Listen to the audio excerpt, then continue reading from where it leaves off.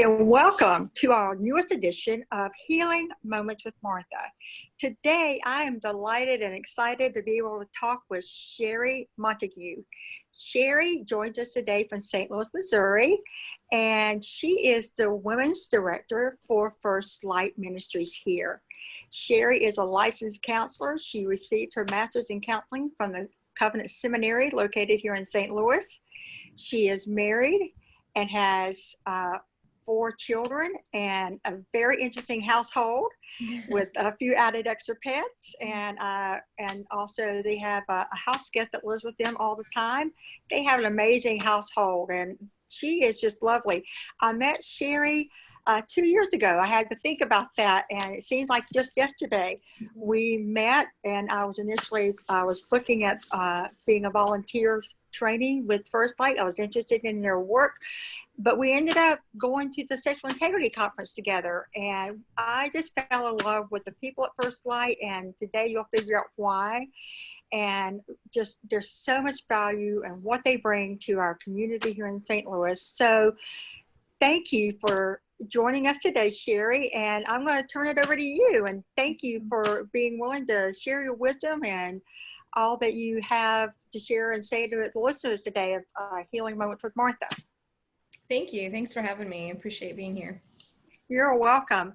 So for those of us who don't know you, tell us a little bit about Shari. Who is she and where's she from, where she grew up? Just kind of a little snippet of your story. Yeah. So like you said already, so I'll kind of start with like where I am now. I have 4 kids, married to my husband, Adam. And we moved, I grew up in Montana, in a small town in the northwest corner up by Glacier Park. And, did some homeschooling, did some public school, kind of a bunch of different, schooling options there. Is on my mind right now because school's just started for my kids. But then grew up in a Christian household. And then in 2004, married my husband, went to college before that, had come home. I was actually teaching at the time. So I'm feeling for all the teachers right now who are trying to figure out how to do school this year. It's pretty crazy. But so I taught for a couple of years at a Christian school, married my husband in 2004. And then I was a stay-at-home mom for a little while. Once we started having our babies, my oldest is 14. So for a few years, about 6 years there, I was a stay-at-home mom. And then about the time my 3rd child was we were looking into preschool and thinking about kind of what the next phase of our family would look like. Counseling had always been something that I was interested in, pastoral care, mission work, some kind of something in that vein. My undergrad is in theology, so kind of a broad, Bible degree. So my husband and I started considering, we were kind of in flux with jobs anyway, and so we decided to move to St. Louis to go to Covenant Seminary with the intent of moving back home to Montana. But St. Louis seems to have this way of drawing people to it and then not letting them leave. so we're still here. And we just bought a house in March, which is lovely, such a blessing for us. But so I studied at Covenant Seminary, had another baby along the way, an unexpected baby, but we are so thankful to God for him. And then about 1.5 years ago, I guess about 2 years ago is when I started with First Light. I met you soon after I started at First Light, so I remember you had just come on board. I remember. Yep. Yes, I do. So yeah. So that's me. And so I was reminded of that quote chance meeting. It was just a roundabout way God brought us all together through a mutual friend, John Fort, David Zaylor, John Fort, and then I met Sean Maney. And it was just such a God thing, and it was really amazing. So I just wanted to ask you, you know, for those of us who don't know First Light, what exactly is First Light, and what do you do exactly? Yeah. So First Light is a local to St. Louis ministry. It was founded in about 2004, I believe. And we had a couple different directors. The focus originally was on folks who were same-sex attracted, Christian folks, because there were some local pastors and ministry leaders who were seeing sort of the church's response to Christian brothers and sisters who were struggling with that issue. And there wasn't a lot of kindness, particularly in the that would have been in the 90s when they were starting to talk about First Light. And then so there was not a lot of kindness from the church toward those folks, but then there also in the world was a lot of the, be who you are, whatever. And so clearly neither of those fit very well. And so First Light was actually started out of that heart, to care for brothers and sisters who were struggling with that. But pretty quickly, pretty early on, they discovered that we were finding more and more young men, particularly at that point, struggling with pornography and pornography use and addiction. And a lot of them were ministry leaders. A lot of them were men studying to become pastors. And so a pretty quick change early on was the need to care for folks who were struggling with their sexual integrity or with their sexuality. Not necessarily who were same-sex attracted, though that they would be included, but in general. And so that started pretty early on. And then at some point, as that ministry got going, they found that the wives were coming out, so these young men, many married men, who were struggling with pornography or other unwanted sexual behaviors.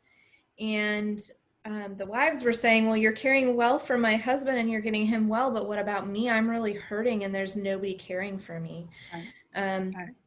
So then that sort of rose up organically. I think I'm the third full-time women's director, so that's my position now is as the women's director, I care for any woman who comes to First Light. That includes two different branches at this point. So that includes women who are struggling with their own unwanted sexual behaviors. That could be pornography, it could be affairs, be serial dating, fantasies, masturbation, anything in those areas where they're not lining up with what God has called us to be as Christians in our sexuality.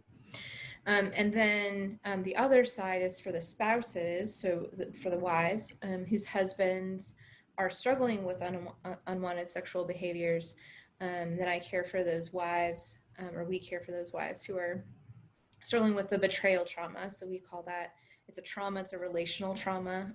When a wife discovers that her husband has been unfaithful in some way in the relationship, often that includes a lot of lying, at the very least from the husband. So anyway, so those are the two main pieces of my job, or the two sort of arms of the ministry that I work in. I also come alongside our executive director, as he is, he mainly does a lot of teaching in local churches. And so I also come alongside as the women's director to teach the women's side of things when that's needed. So those are kind of the things I do. Wow. That I just, I can remember when I heard about what y'all did, and I was like, it's so needed. Yeah. And the more I do a little bit of research, and I'm familiar with Nate Lorcan, as you know, and that was my he was the first person I heard that from a professional and ministry point of view, he shared about his struggle with pornography. Mm-hmm. And I was just amazed with that. And then, so when women come to you, let's talk about that whole process. what does that look like? Let's say I'm married, and I just discovered that my husband is being unfaithful with pornography affairs or whatever it Mhm. is, being less. What does that look like for me as a spouse coming to see you, and what does that involve with? Yeah. So usually, I will get a phone call or an email of some kind, and with an initial like, "Hey, I heard about you" type thing. And then from there, it will look like having a one-on-one meeting with me. We call it an intake meeting. But it's a time for me to hear your story, to learn a little bit more about the sort of the pieces that are coming up for you. I generally assess a little bit for um, uh, post-traumatic stress disorder, or I don't necessarily diagnose it, but I look for the symptoms, because those can be present when ladies, when you experience any kind of trauma, those can be Yeah. present. So I usually assess for those um, in that first meeting. And then I also assess a little bit for childhood trauma, because that will really play, traumas kind of layer on top of each other. And so I want to kind of have a sense of that. But then from there, once we've had that first meeting, I try to stay in contact, as there's a waiting list usually. So I usually will try to stay in contact with those ladies who are on the waiting list, offer some support, some prayer, meetings if they need it with me. And then eventually what we want is for them to be in a support group. That's what the waiting list is for us. And so the support groups are small groups of 8 women plus 2 leaders. Sometimes there's fewer than 8, but that's the maximum. And they meet at the same place, the same time, and the same ladies. So when you enter a group, those are the same ladies you're going to be walking with, and who are walking with you through this. They've all experienced betrayal trauma. That's why they're there. The stories may be different, but it's all that same, underneath that same betrayal trauma. And so, or women's SI. It's a little different, but kind of similar in that. And then so then once they're in the group, then they transition into the group, and we have 2 volunteers in most of our groups leading the group. So then they'll transition there, and then I try to check in, preferably once a quarter, to see what they need, if there's anything I can support them with, how I can be praying to kind of see what's going on there. Folks usually stay about 1.5 years in our ministry, or at least the ladies do.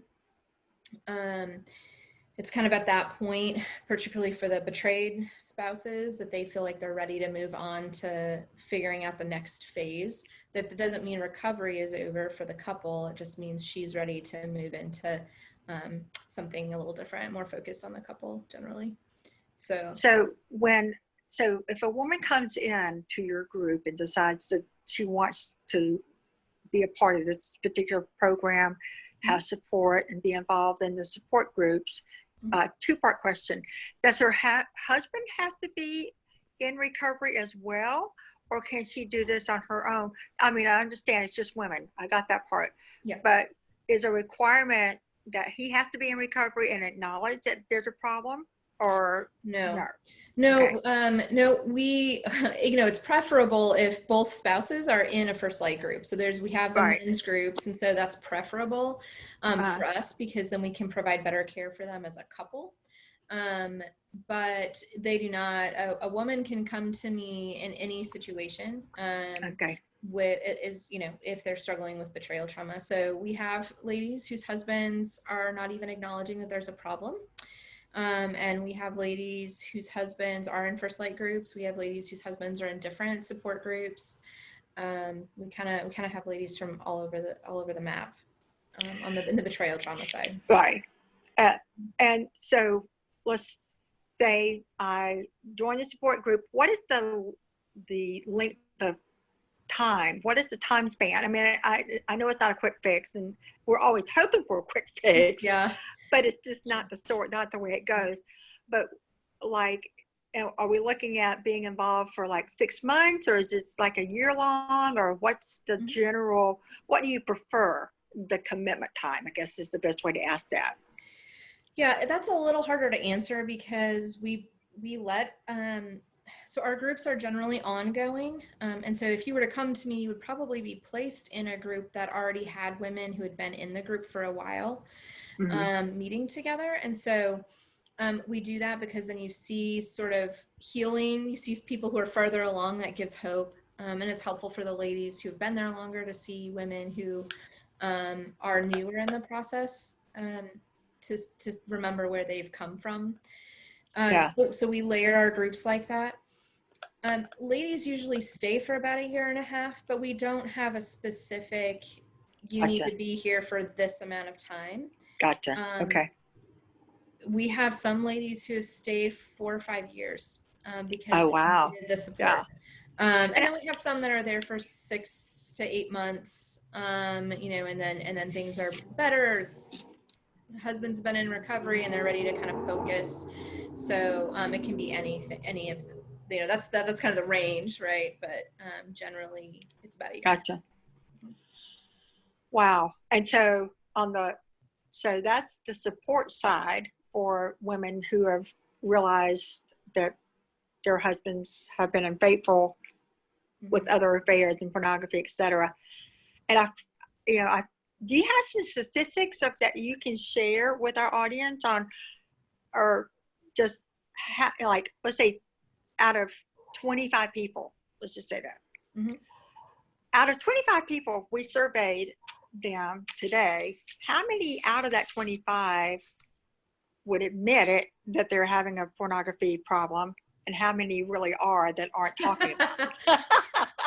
And we talking only women, or are we talking men and women? Well, let's talk about women, because I don't think that people can think about women having a problem with pornography, and I don't think they realize that it is the problem that it is. So let's talk about women.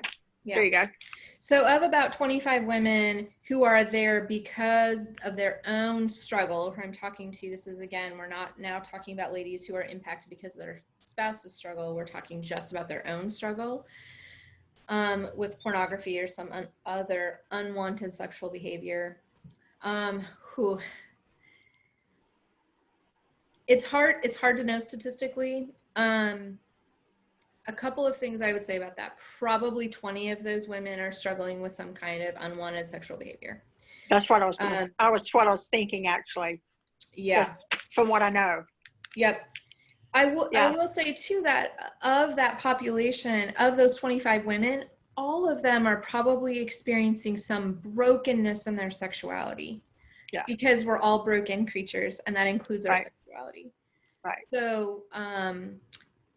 So all of them are struggling in some way, but I would say probably 20 of them statistically are actually struggling with pornography, affairs, masturbation, something along the line. Yeah. That they're ashamed, that they're feeling shame about.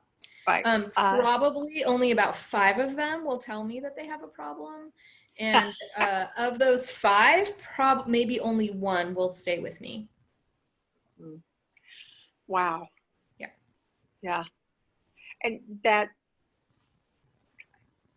speaks loudly to me. And just because of the shame, the shame factor that we can't seem to get past at times in our own stories, the shame that we feel when we've, not lived and made decisions that we should make. Yeah. And we all do it. It just variances, I think, across the board as to how deep, or, whatever, how you want to word that. But getting past the shame, what would you say was key to women who are struggling in their own sexual integrity? What would you say is maybe 2 things, or if you could point your finger to them, to help them get past the shame of it all? What would you say was vital, necessary? Yeah, this is a hard question, actually, because and I didn't give it to you ahead of time. I know that's all the big path, but that's okay. So thank you. It's a hard question because there's not a lot of research done on women who struggle with unwanted sexual behaviors. So there is research starting to come out, but it's hard to say. So this is just my like perception, first of all. So I could be off. This could be off base. Okay, you're great. I think one of the things I've heard a lot is that gets past the shame is somebody recognizing it. So I have of the ladies I've worked with, somebody else was able to identify what was happening and name it for the woman that came to me, which is important for many of them have been in counseling. Many of them are, most of the ladies that we have are Christian women in their churches, who, like a pastor pointed it out, or somebody either in the church or their counselor pointed it out. So that'd be a small percentage that helped them be able to reach out, and to not stay isolated. Yeah. And then I think I see a lot of conviction. So just, this is a problem in my life and I don't know what to do about it anymore. Gotcha. And the Holy Spirit sort of working in hearts to say, this is a problem. Yeah. I think that's been the other thing I've seen. That it feels unmanageable. I mean, I know Right. That's how I felt when I reached the crossroads in my own life. My life, I felt like it was unmanageable. Yeah. I didn't like who I was. I didn't like where my life was headed. Yep. And I get that. And I would have to agree, for anybody wanting change, true change, you've got to say, I'm done. Whether it's recovery from addictions, drugs, alcohol, sex, pornography, or whatever, and I think you hit that one spot on, Shari. I really do. That was excellent. Thank you for going with the flow. No problem. Thank you so much. So how many groups do you have going right now, presently? Well, how many groups do you have? So for the women, we have 4 spouse groups. Yeah, 4 spouse groups. I had to think of it. And we have 1 women's SI. Okay. And on the flip side of First Light, for the men's side, do you know how many groups they have running, or is that always changing? Yeah, they have 10 to 12 groups. I don't know the exact number right now. But that's traditionally been our experience at First Light, is that we traditionally have about half the spouse groups, half the women's groups to the number of men's groups. So that trajectory is still there. But okay. So when I joined the group as either a spouse or even as a woman struggling with her own sexual integrity, what is the cost that is needed up front? I mean, what is this, besides my time, what is this going to cost me just financially? Yeah. That's also a good question. So I generally ask for a $50 intake fee to help cover the cost of books, a little bit of my time and processing and things like that. We have some paperwork that needs to be filled out and stuff. So kind of to cover that processing piece. And then, but after that, $50, and that $50 can be waived. So sometimes I have ladies coming to me who are in really desperate situations, either lost jobs because of their struggle with pornography, or whose husbands have, kind of spent all the money the family has and they have no resources. Gotcha. And so I'll waive that fee if necessary. Yeah. So we ask for that $50 intake fee, and then we just, from there, for the women, we ask that they give what they can. So we don't have just a donation. We're based on donations. We're a nonprofit, so we do a lot of fundraising. So we ask ladies in our groups to support us in some way, even if that's just $5, preferably more. So very reasonable. I mean, yeah, because we're talking about life-altering, life-changing, and being set free. Because I mean, that's my own take on it. Because the healing that comes from a result of this kind of work And I just say from my own story work and being involved in 12 steps with adult children of alcoholics and dysfunctional families, Mm-hmm. it's there are some bumpy places on the road for healing, but it's so worth it. Those bumps are nothing compared to the healing that comes as a result of what y'all do, and it's just monumental. Yeah. And I just, it's wonderful work, and I'm so glad that we had the privilege to meet and see what y'all do. And I was going to ask before we wind it up a little bit today. When people talk about, and I put this on my Instagram yesterday, you probably saw it, but what is sexual integrity? I mean, because that's kind of a new phrase, and I feel like unless you're in that throw of things, Mm-hmm.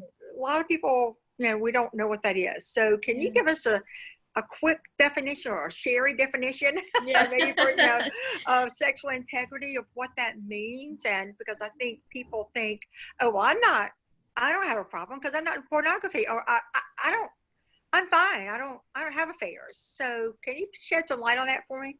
Mm-hmm.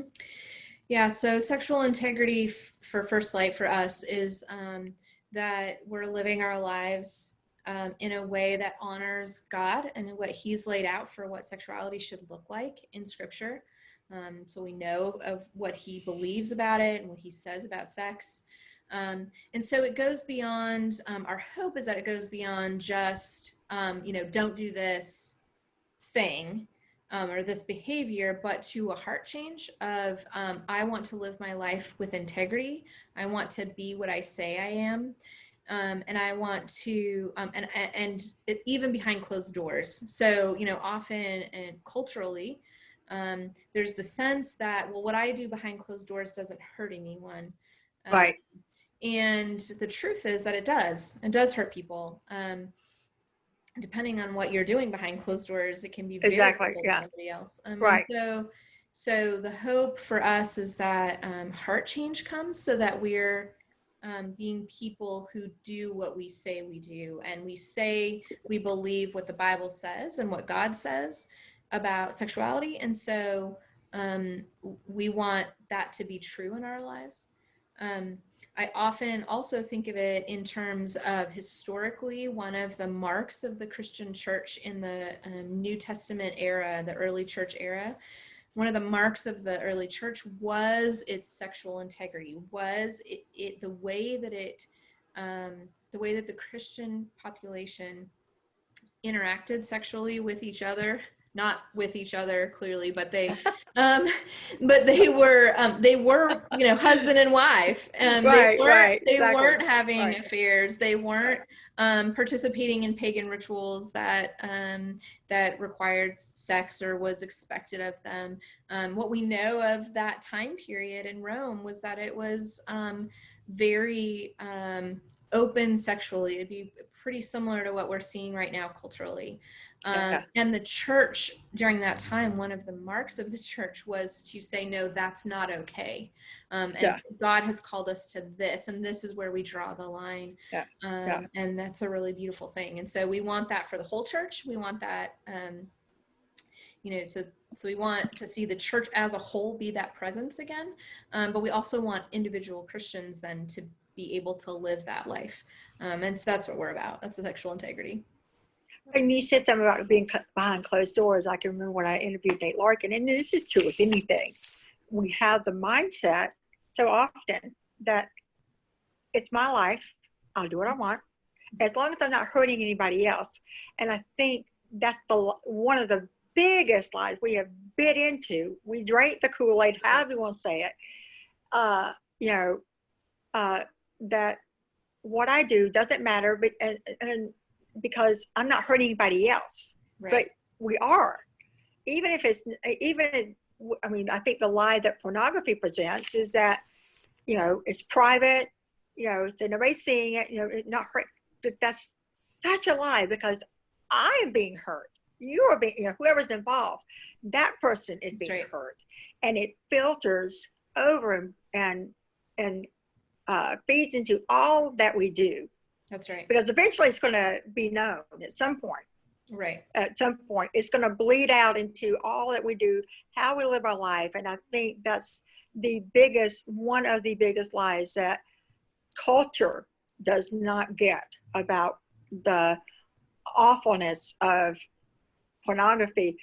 And we haven't even hit the trafficking part of it. And Right. that's another whole story. And so, and what it does.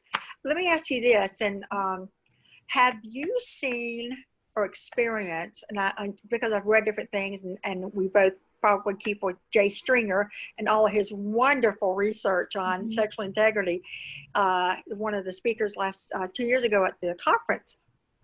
And but have you seen a spike that you're aware of during the COVID thing, because we're isolated more than we typically are? Have you seen a change in anything, and people coming to see you for help, or not?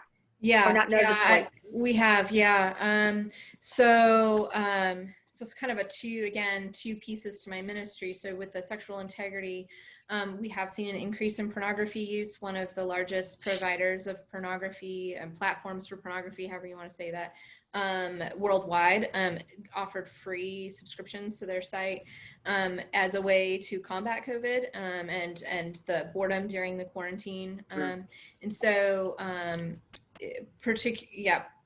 just in general, yes. There was yes, okay. And that's what I thought, pornography use. Yeah. And so, and then on the other side, for the ladies who are struggling with betrayal trauma, we've actually seen an increase as well. So one of the things that I work somewhat closely with that can go hand in hand with betrayal trauma is domestic abuse or domestic violence. Yeah. And so there was a dramatic increase in that as well. And so, everybody home in the same place, for wives, that was dangerous. For kids, particularly, it was dangerous when they have abusive parents. But for the wives, which I work with, there was a lot of increase in anxiety, increase in general, and then increase in ladies coming forward with their husbands struggling with this too. So, yeah. That makes total sense to me. It does. I mean, I think just being a human, restricted, not knowing where we're headed with all this, that alone, I think, just can bring so much anger, just to being a normal human being, and just because people losing jobs and relationships and not able to hug, and I love a good hug, and so I don't mean that in a weird way, but it's just all that to say those have been taken away from us. And so it would only make sense to me that if you're bored, you're stuck inside, you've lost your job, what are you doing with your time? Right, exactly. And we know that boredom is one of the driving factors. Also feeling sort of powerless can be a driving factor to using pornography. So those things, there's other driving factors as well, but those things all fitting together. Isolation is a major isolation. So all of those things fitting together at one time and place for a lot of people, definitely we saw more struggle with it. And even the folks that are in groups who know that they struggle, we saw an increase in just having a harder time, with it. So, kind of all of those pieces. I mean, it's like it's just a pressure cooker waiting to go off. Exactly. Is what I think. It's just like the steam is going to blow. It's just a matter of when. It's not a matter if. It's a matter of when it's going to blow, unfortunately. And domestic abuse is nothing to take lightly. And I'm not so naive that I know that domestic abuse goes both ways. And so I'm well aware of that. But in resources, let me ask you this. Are there some practical things that we listeners can, what are the things, one, we can look at maybe for, what might be some signs that there might be some problems there with pornography, that, or whatever, addictions that are not healthy, Mm-hmm. integrity as far as for ourselves and for in looking at our spouses and for our children even. Because let's don't leave them out, because they're a target every day, all day long. Absolutely. And so what would you say, you can break that down into different parts. Okay, so let's address the spouse part first. So what, as a spouse, what might be some things that I might see that maybe, maybe I should give some thought to or pay attention to, that maybe I would have thought about before, that might indicate there might be a problem? So what I hear most often from spouses is that there's sort of, this isn't true for all of them. Sometimes spouses are totally surprised, but often there's been this like, I feel like something is off. Something doesn't add up. Something doesn't feel right in my marriage. So I know that's really like sort of ambiguous to say what that is, but I would just say, for the spouse, like trust your gut. If you're concerned about something in your marriage, talk about it with your spouse. Now, please don't go accusing your husband of like something and then just because you heard us talking about it. But if there's that like sort of sense that you have that's like, man, something just doesn't feel right. I don't know what it is. Another thing I hear a lot of is husbands that are very protective of their phones, primarily, but also computers. So any electronic device that your spouse, I'm not saying please go look through your husband's phone, but Or through your wife's things, or because your wife's things, right, of course, or through your wife's things, yeah. But right. there is a hiding that comes with pornography use when you're using it in your marriage, and so that can be an indication that something's wrong. Now, I say that, but I also have to be pretty protective of my phone. I've got a password and everything, just because I have to be careful of clients that come to me. So so while I'm saying that, I recognize that I also have to do that for my job. But generally that should, be coming with some sense of like, I just feel like he's like maybe lying about something, or I just feel this sense that something's wrong and I don't know what, and he's not really giving me an answer when I say, hey, something seems off. Yeah, he's kind of not forthcoming with some things, or Yeah, exactly. kind of like not straight answers, kind of He like, shrugs things off. yeah. Yeah. Yeah, Another thing would be, again, these, I'm kind of being conscious of the fact that I'm saying some things that could be just a normal part of married life, right? So, yeah. But another thing is a spouse who stays up really late. One spouse goes to bed and goes to sleep, and the other spouse always stays up a lot later than the other spouse. It's just not healthy, generally speaking, to be staying up that late, but also that can sometimes indicate that there's more going on. Again, I don't want wives or husbands like starting to spy on their spouse, but also that's sort of some of the indications along with that gut sense of like something. I would just say this, in my own experience with pornography just popping up everywhere. And in fact, I was shocked the other day. My daughter sent me something it was on Google Drive. But Google is allowing ads to come through your Google Drive. I don't know if you know this or not. I don't know if I've seen that. Totally. And I was like, oh my God, what? And I was shocked. And because she had sent me a link to a video that she had done for the women's Bible study. And right underneath it was this horrible ad for pornography. Oh God. And it was just like, that's horrifying. Yeah. And so just another place to have to do battle. And I'm not so I'm trying not to use Google right now, just because I'm not a fan of them allowing that type of ad, just so explicit. There was no question whether it was or not. It was, and I was shocked. My kids use Google stuff all the time for school and whatnot. So that's a good tip. I didn't know that.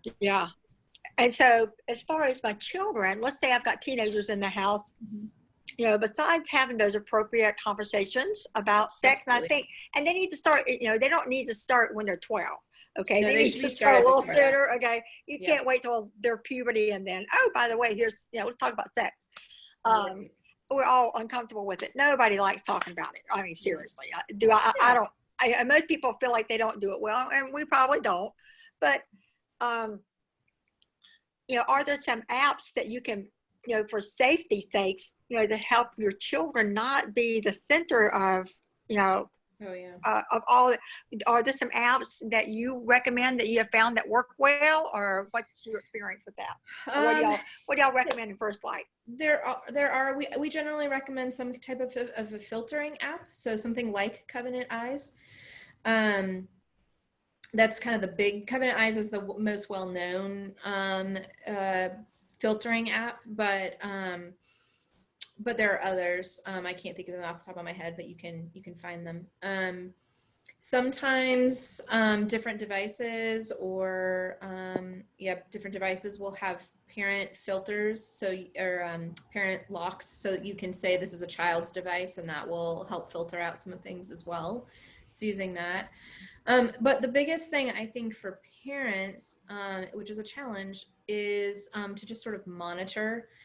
For example, we don't let our kids use their devices when they're alone. So they're not allowed to take them into their rooms and close the door. We have a couple exceptions, like if they're doing schoolwork during school time, there can be like limited exceptions.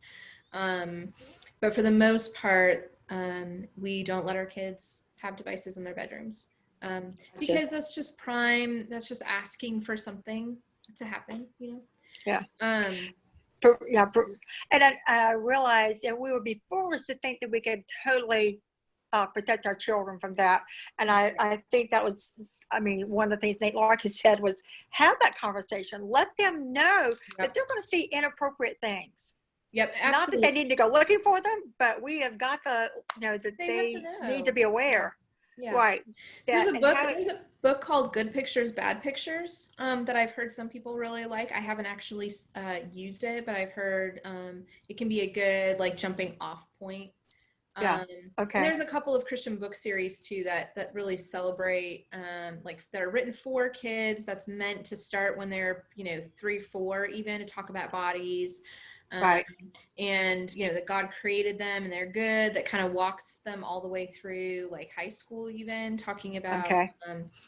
talking about sex then and celebrating it, but also Yeah. here's appropriate Yeah. things around it and what God asks us to do around it. And Yeah. one of the things I find too, just as a parent, is that often, not as a parent, but as the director, most of the ladies that I have had some sexual abuse in their history, Mhm. in their childhood, and so pornography was a means of figuring out what happened. So Yeah. that would just be another, as a parent, I know we're all hyper alert to that right now, but just kind of paying attention to devices, but your child looking at it, and some Yeah. children are curious about their bodies more, and so you're gonna Right. parents that walk in on their kids masturbating, that's also a common story I hear. Please don't shame them. That's Right. that's the main thing. It can be Absolutely. really scary as a parent I'm to so glad to hear you say that. I mean, that doesn't work. Shaming doesn't work no, for it just anything. makes it It go just doesn't. underground and they're going to hide. But Right. talking to them about their bodies and what it was made for, and this is a good thing. Your body is made for pleasure. Here's the appropriate context for that. Those are all good conversations Yeah. to have. Great. Sherry, you are wonderful, and thank you so much Mm. for today. I'm just loving our interview, and thank you for all that y'all do. It's so needed, more than we realize. It is another form of what I call sacred work. Mm. And if you would share quickly what is your website there for First Light, so Yeah, people can reach out to you. And just so that my listeners don't know, I will be sharing that. And when I share the link for this, I will be adding the link to their website. and I'll also be adding it when I put it on YouTube for viewing purposes. So Shari, what is that website? Yeah, so our website is firstlightstlouis.org. So Okay. firstlightstlouis.org. And, you know, we're always looking for donors, people interested in coming alongside us to help with our work. Most of our ministry is donation based. That's how we're still able to do our work. So Absolutely. yeah, Because I know y'all were supposed to have a fundraiser because I was invited to go and yeah, COVID happened and COVID and I happened. just like That's hurt great. for I y'all mean, so badly because I knew that was your main fundraiser. it is. So if you want to help these people continue with their sacred work, uh, go on the website, make a donation, and help them continue their sacred work, because this truly is it's an attack against the family unit and Absolutely. individuals. It truly is. So Yeah. if that's something that's important to you, this is important work. So Shari, thank you again. It's good to see your sweet face. Tell your family I said hello. I will. Hopefully we'll get together soon. Yeah, that'd be And thank you to my listeners who are my followers, who are just faithful and encouraging us to continue to do what we do. Thank you for Duke Legal Services for being one of my sponsors, and I appreciate you guys. And again, thank you again for tuning in to Healing Moments with Martha, and we look forward to next time. Thank you.